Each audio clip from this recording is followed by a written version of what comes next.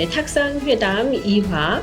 자, 오는 11월 열리는 미국 대통령 선거를 앞두고 알아두면 좋은 이 대선 관련 상식들을 이 시간 간단히 정리해 보도록 하겠습니다. 네, 복잡한 미국 대선 먼저 쉽게 풀어보는 시간 탁상회담 2화에서 오늘 손식 박사님과 함께 나눠볼 주제인데요. 너무 복잡한 이 미국 대선을 어떻게 설명해 주실지 먼저 간접선거와 선거인 제도를 쉽게 설명해 주시면 좋을 것 같아요. 네. 일단 뭐 한국 선거하고 비교를 해보시면 더 이해하기 쉬우실 것 같아요. 한국은 대통령 선거를 할 때 국민들이 가서 투표를 하고 한 사람 앞에 한 표잖아요. 그죠? 그 표를 집계해서 대통령을 선출하게 되는 거죠. 직접 선거입니다. 근데 미국은 일반 국민들이 투표를 하는 것이 물론 그 후보자에게 투표를 하지만 그 후보자를 뽑기 위한 것이 아니라 그 선거인단을 뽑게 되는 겁니다. 그래서 각 주민들이 투표를 해서 거기서 선발된 선거인단이 대통령을 뽑게 되는 건데요. 그 선거인단은 이제 각 주별로 그 네. 사이즈에 맞게끔 몇 석 이런 것들이 할당이 되어 있습니다.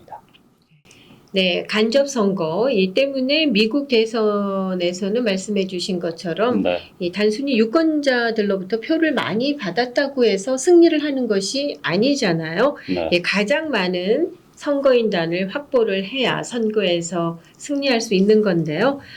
여러분 아마 기억하실 겁니다. 지난 2016년인가요? 네. 이 대선에서 민주당 힐러리 클린턴 후보가 공화당 도널드 트럼프 후보에게 득표율에서는 앞섰지만 이 선거인단 수에 밀려서 고배를 마시지 않았습니까? 예, 그때 뭐 거의 승리가 확정되는 걸로 좀 그렇죠. 분위기가 맞아요. 고조됐었는데 네네. 순식간에 바뀌었잖아요. 뒤집어진. 네. 일단 이 선거인단 제도는 어떤 미국의 역사와 함께 시작된 겁니다. 그래서 이제 미국 건국 초창기에 어떻게 하면 좀 더 효과적인 민주적인 시스템을 만들 것인가 이런 상황이 좀 논의가 되셨고요. 그때 당시를 생각해 본다면 어떻게 미 전역의 이 광대한 땅에서 직접 선거를 한다는 것이 사실 쉬운 상황은 아니었고요. 그렇게 된다라면 사람들이 몰려 있는 밀집 지역인 그런 지역의 후보가 유리하지 않겠느냐. 그렇게 되면 시골에 있는 후보들은 불리하다. 그래서 이런 서로 이해관계 이런 부분을 약간 조정하면서 어떤 합의점을 이룬 거죠. 그래서 직접 선거와 간접 선거를 이렇게 약간 컴바인하는 형태로 만들어낸 겁니다. 그래서 각 주별로 그 인구수에 맞게 그 연방 하원 의석수 그리고 상원 의원들이 이렇게 할당이 되고요. 그 다음에 그 사람들이 만들어진 그 선거인단이 대통령을 뽑게 만드는 이 선거인단 제도를 만들게 됩니다. 네, 각 주마다 선거인단 수가 다르잖아요. 네네. 이 선거인단을 쉽게 이해하면 우리를 대신해서 말 그대로 대통령을 뽑는 사람들이라고 생각을 해도 될까요? 그렇죠. 그리고 지금 이제 각 주별로 선거인단 수가 다른 것은 과연 우리 주는 몇 명의 선거인단을 갖게 되는가 이거는 각 주의 연방 하원 의원 수와 상원 의원 수를 보면 됩니다. 근데 이제 상원 의원은 각 주별로 2명씩이기 때문에 똑같고 하원 의원은 이제 주별 사이즈별로 다른데 이제 인구 조사를 통해서 인구에 의해서 이렇게 비례 할당이 되게 되는데요. 일리노이 같은 경우는 이제 올 선거 같은 경우는 19석입니다. 그래서 연방 하원 숫자와 상원 의원 숫자 2명을 합치면 21명 이렇게 되는 거고요. 이런 식으로 미국 각 주에 선거인단 수가 할당이 되어 있습니다. 그래서 이제 가장 선거인단이 많은 주는 당연히 캘리포니아. 그래서 54명이 되는 거고요. 텍사스가 40명, 플로리다가 30명 이런 식으로 숫자들이 각각 다르게 배치되어 있습니다. 네. 일단 이렇게 숫자가 등장하니까 좀 왠지 어렵다, 복잡하다라는 그런 생각이 드는데요. 네. 지금 또 세월이 많이 흘렀고 또 세상도 많이 바뀌었잖아요. 네. 그런데 왜 이렇게 복잡하기 짝이 없는 네. 선거 제도를 미국은 유지하면서 가야만 하는 걸까요? 네. 일단 이 선거인단 제도는 미국 헌법에 명시가 되어 있습니다. 그렇기 때문에 이것을 바꾸기 위해서는 미국 헌법의 자체를 바꿔야 되기 때문에 그 절차나 과정 자체가 쉬운 일은 아닙니다. 그렇지만 이제 시대가 바뀌었고 이제 모든 것이 어떻게 보면 빠르게 움직이는 세상 그리고 모든 주를 커버할 수 있는 이런 선거운동을 할 수 있는 상황에서 뭔가 좀 변화가 있어야 되지 않느냐. 그래서 이러한 선거인단 제도에 대한 문제 제기, 그리고 이것을 어떻게 하면 좀 더 민주적으로 바꾸어 나갈 수 있을 것인가, 이런 부분에 대한 논의는 지금 많이 되고 있습니다. 그렇군요. 네. 그렇다면은 선거인단 제도를 설명을 해주셨는데 저희가 이제 대선 승리를 위해서 이제 막판에 뭐 매직 넘버 이런 말 많이 네네. 하잖아요. 그 매직 넘버가 뜻하는 게 뭔지도 궁금해요. 네. 여기저기 뉴스에서 많이 나왔을 겁니다. 그래서 270이라는 매직 넘버 이렇게 얘기를 많이 하는데, 이거는 이제 선거인단의 숫자를 보시면 됩니다. 아까 그래서 제가 연방하원 의원 숫자와 상하원 숫자를 합치면 된다고 했잖아요. 네. 그래서 미국 전체의 지금 연방하원 의원 숫자는 435명입니다. 네. 거기에 이제 주별로 상원 의원이 2명씩이기 때문에 100명. 거기에 이제 워싱턴 DC 같은 경우 이제 3명의 선거인단이 할당돼 있습니다. 그래서 435 플러스 100 플러스 3 네. 이렇게 되게 되는 거예요. 그러면 538이 나옵니다. 음. 그러면 이 절반 이상을 네. 득표를 해야 당선이 될 수 있기 때문에 네. 그래서 270이라는 숫자가 나오게 됩니다. 네, 그게 매직 넘버라는 네, 뜻이군요. 맞습니다. 네. 그렇군요. 자, 그렇다면은 이 대선에서 사람들의 관심이 또 집중되는 곳이 경합주, 그렇죠. 소위 스윙 스테이트 아니겠습니까? 네. 네. 이에 대한 설명 좀 부탁드릴게요. 네. 일단 미국에서 이제 각 주들이 이렇게 많이 있는데 이제 그 주가 이제 어떤 정치적으로 어느 쪽으로 기우느냐에 따라서 이제 많은 사람들이 블루 스테이트, 레드 스테이트. 그래서 이제 민주당 성향이 강한 주들은 블루.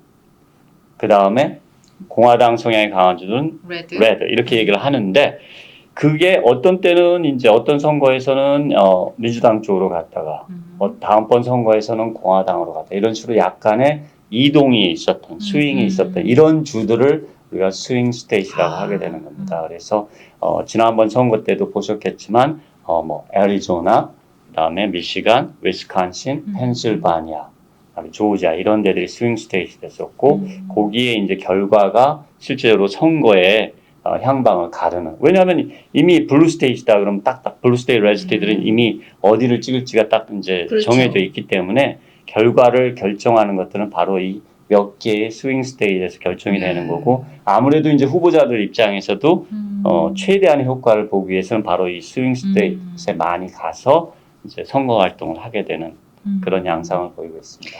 그 스윙 스테이트, 저희가 흔히 말하는 주, 지난번 힐러리 클린턴 후보가 나왔을 때 네. 예상외로 이제 그 표를 얻지 못한 네네. 그 위스콘신이나 네. 미시간 이런 주들을 네네. 말하는 건가요? 그렇죠, 맞죠. 그래서 이제 지난번 이제 힐러리 후보는 졌지만 바이든 후보 같은 경우는 이 미시간이나 위스콘신에서의 결과가 좋았고, 또 조지아, 조지아에서 이겼던 그런 그렇죠. 이런 애리조나, 이런 주들에서 이제 어떻게 되느냐에 따라서 향후 이제 향배가 결정될 걸로 예상되고 있습니다. 근데 네. 현재 이 스윙 스테이트에서 이 트럼프 후보가 바이든 후보를 좀 앞서고 있는 것으로 그렇습니다. 나오고 있습니다. 근데 이제 지난번 이제 트럼프 후보의 그 유죄 판결 이후에는 약간의 격차가 조금 좁혀진 것으로 나타나고 있지만, 여전히 일단 스윙 스테이트에서는 트럼프 후보가 유리한 양상을 보이고 있습니다. 네. 이 전통적으로 공화당 우세 지역, 또 민주당 우세 지역, 이런 게 좀 있잖아요. 네네. 근데 스윙 스테이트, 우리가 예상하지 못한 일들이 좀 있었는데 그것이 인구 이동과도 연관이 있겠죠. 네, 충분히 있다라고 생각합니다. 특히나 이제 요즘 같은 경우는 이제 뭐 인구 이동이 많이 있는 조지아주 같은 네. 경우는 유색인종 인구가 유입이 굉장히 많이 되는 상황이고요.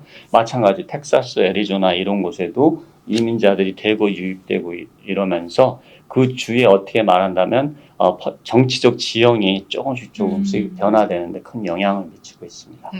그래서 이제 이 인구 유입이 또 어떻게 되느냐에 따라서 선거인단 숫자가 이렇게 그렇죠. 변동이 됩니다. 그래서 이제 텍사스 같은 경우는 2석이 늘어났고요. 그 다음에 이제 콜로라도, 플로리다, 그 다음에 오레곤, 그 다음에 노스캐롤라이나, 이런 데는 플러스 원, 한 석씩 늘었어요. 근데 일리노이는 한 석을 잃었죠. 이게 그래서 웬일입니까?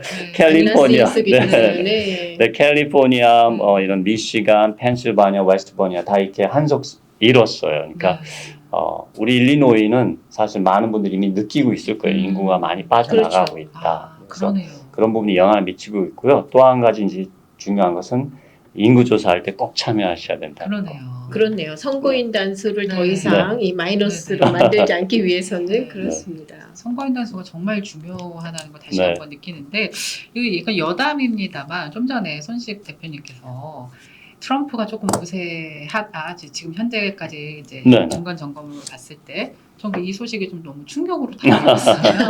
그 네. 유죄 판결 이후에도 그 네, 지지층이 아직도 확고하다는 뜻인데 네. 좀 그 부분이 저는 의외인 것 같아요. 일단 약간은 미묘한 변화는 있었습니다. 네. 그 전에 이제 사실 시행시대에서 기존 판결 전 여론조사에서 약 3% 정도 리드하는 걸로 나왔었는데 판결 이후에는 그 간격이 1% 정도 이렇게 좁아졌기 때문에 약간의 변화는 있었다. 근데 이제 이 부분이 향후 이제 어떻게 펼쳐질지는 좀 더 두고 봐야 될 것 같습니다. 두 분은 시민권 네. 투표권 네. 있으시죠? 네. 이 지난 시간에도 말씀해 주셨습니다마는 콘크리트 지지층이라는 부분이 있거든요. 네. 그분들은 어려울 때일수록 더 뭉치자. 더 뭐 좀 뭉치자. 이런 부분들이 영향을 미치지 않았나 싶습니다. 네. 알겠습니다. 다시 또 이제 본론으로 돌아가서 저는 근데 이제 들으면 들을수록 이 복잡한 간접 선거 네. 그냥 국민들이 직접 뽑으면 안 돼요?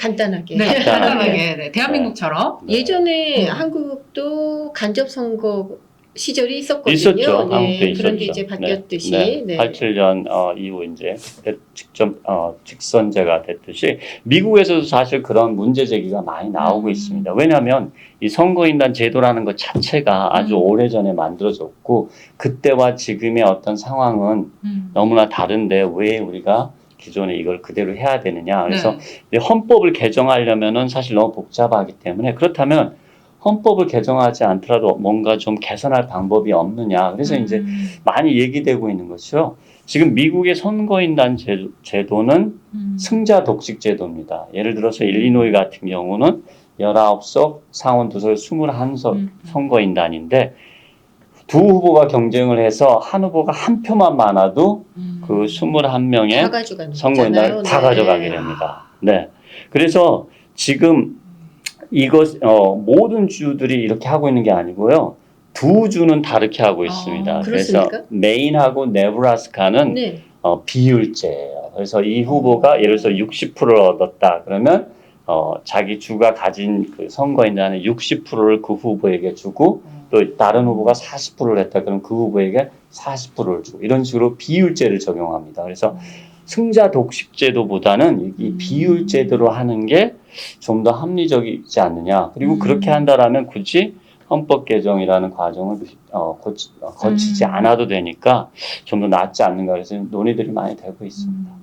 그게 가능한가요? 네네. 저는 네. 사실 오늘 처음 들었거든요. 네. 그 두 주가 네. 비율제로 그리고 하고 왜 있다는 그- 사실을. 두 주만. 네. 두 주만.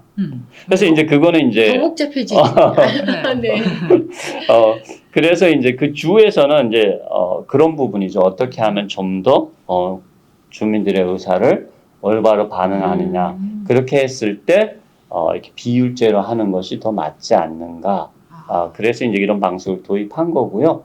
이 대통령 선거뿐만이 아니라 이 선거 방식 자체에서도 이제 미국 여러 곳에서 사실 좀 더 민주적으로 합리적으로 선거하는 방식이 뭐가 있을까 해서 이런 얘기들이 많이 되고 있습니다. 그래서 예를 들어서 지금 보면 우리 같은 경우는 뭐 예를 들어서 후보가 1, 2, 3, 4가 있다. 그러면 뭐 1번 후보 찍고 후보 하나만을 찍게 돼 있지 않습니까? 근데 일부 이렇게 좀 더 민주적으로 선거를 해보고자 하는 데서 도입한 건 뭐냐면 한 후보를 찍는 게 아니라 1, 2, 3, 4가 있으면 자기 후보 선호도를 적는 거예요. 1번 이 사람, 2번 이 사람, 3번 이 사람, 4번 이 사람. 이렇게 해서 표를 제출하게 됩니다.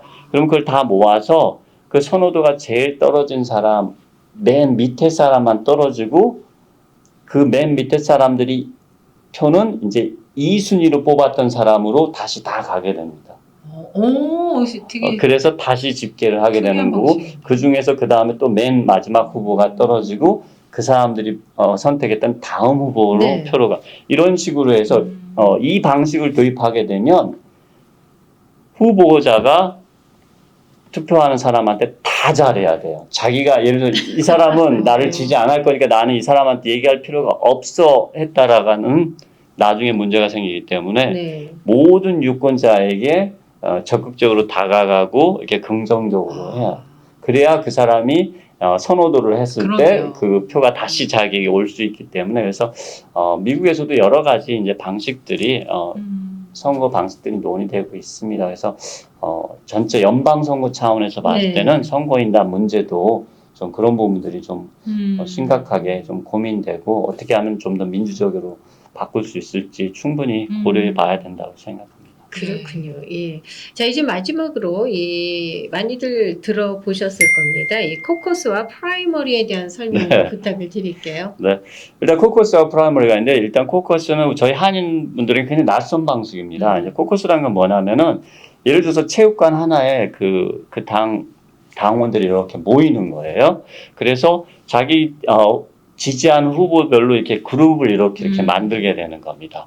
그 다음에 이제 서로 간에 이제 토론이 벌어지는 거죠. 왜 이 후보를 지지하느냐.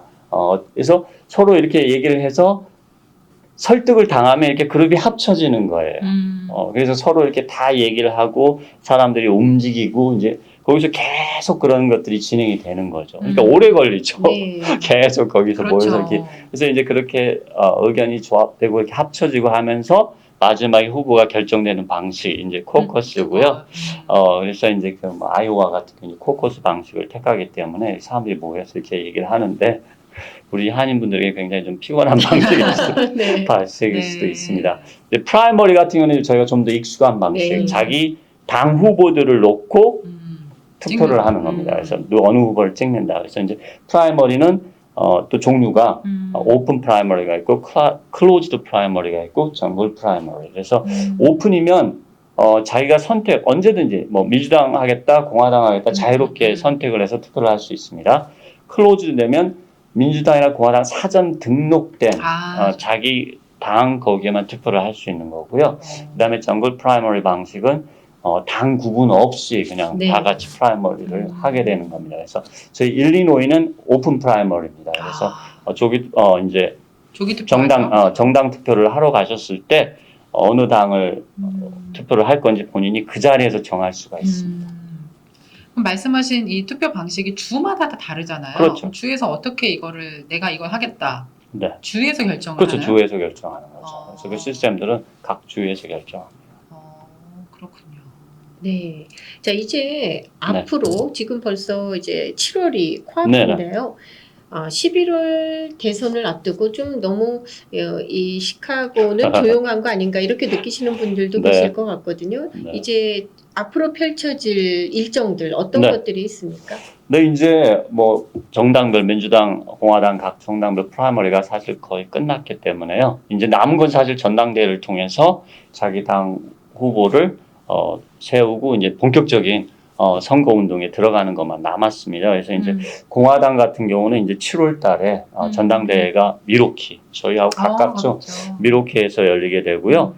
민주당 전당대회는 시카고에서 열리게 됩니다. 네. 그래서 8월 19일에 열리게 됩니다. 그래서 아마 시카고에도 많은 사람들이 오게 될 것 그때 되면 좀 같습니다. 들썩들썩 네. 하겠는데요. 어디죠? 맥코믹 플레이스인가요? 아니죠, 저기 유나이티드 센터 그 주위에서 네. 이렇게 하게 됩니다. 그러면은 그날은 저희가 현장에서 직접 생중계를 해야 되죠. 네. 네. 네, 잘 알겠습니다. 이제 방송을 끝내기 너무 아쉬워서 좀 마치기 전에 이건 뭐 이제 가볍게 제가 뭐 조심스럽게 질문을 던지겠는데 주변에서 듣는 얘기들 왜 후보가 네. 트럼프, 조 바이든 현 대통령 그렇게 후보자들이 미국이 이렇게 큰 나라에서 좀 더 다양한 후보자들이 나왔으면 좋았을 텐데 이런 얘기들을 좀 많이 듣거든요. 네. 어떠세요, 두 분은? 그런 얘기 좀 저도 듣잖아요. 같은 그 의문이 좀 있어요. 네. 무엇보다도 두 후보가 너무 초고령이시잖아요. 네. 그래서 네. 좀 유권자들은 당을 대표할 수 있는 네. 좀 그런 젊은 후보를 원하는데 말이죠. 네. 도대체 왜 개인적인, 4년 전과 네. 똑같은 걸까요? 개인적인 생각을 네. 듣고 싶어요. 일단 많은 사람들이 공통적으로 느끼는 걸 겁니다. 좀 아쉽죠. 왜 다른 후보군들이 나와서 좀 더 이렇게 분위기도 띄우고 투표를 할 수 있으면 좋을 텐데 일단 많은 사람들이 느끼는 게 바이든 후보와 트럼프의 대결, 재대결을 그렇죠. 별로 보고 싶지 않은 음. 그런 안타까운 마음인데요. 근데 현실적으로 이제 공화당 같은 경우는 트럼프 후보의 장악력, 당내 장악력이 프라이머리를 통해 다시 한번 입증됐고 민주당 같은 경우는 사실 뭐 현직 대통령 프리미엄이 있다 보니까 현직 대통령이 재선 도전하겠다고 했을 때는 사실 당에서 거의 그걸 미뤄왔던 게 전통이었기 때문에 그 부분을 이제 깨고 나오는 게 쉽지 않은 것 같습니다. 네. 근데 그렇게 되다 보니까 이제 많은 사람들에게 좀 아쉬움이 있죠. 네. 그 아쉬움이 저조한 투표율로 나타나지 않을까라는 그런 걱정이에요. 걱정도 좀 네. 네. 되거든요. 네. 그렇죠. 그러니까 그게 사실은 바이든 캠프에서 이제 가장 우려하고 있는 그러니까 2020년 선거에서 바이든을 지지했던 사람들이 코올리션들이 약간 균열이 왔고 그 사람들이 이번에 투표하러 나와줄 수 있을 것인가. 근데 이제 바이든 쪽에서는 나온다. 결국 트럼프와 바이든의 대결로 갔을 때는 네네. 지금은 바이든 안 했으면 좋겠어라고 얘기를 네. 하지만 그 둘을 놓고 봐야 되는 그 상황에서는 그래도 마지막에 나온다. 마지막에는 자기 쪽으로 오지 않겠나 그런 믿음을 갖고 있는 것으로 보이는데요. 네. 두고 봐야 될 것 같습니다. 네. 네, 11월에 치러지는 이제 미국 대선 사실은 이건 미국뿐만이 아니라 국제 관계에도 많은 영향을 미칠 수 있기 때문에 아주 중요한 선거가 되지 않을까 싶습니다. 네. 오늘 또 함께 해주시고 또 좋은 정보 함께 해주신 분 너무 감사드립니다. 네, 감사합니다. 수고하셨습니다. 감사합니다. 고맙습니다.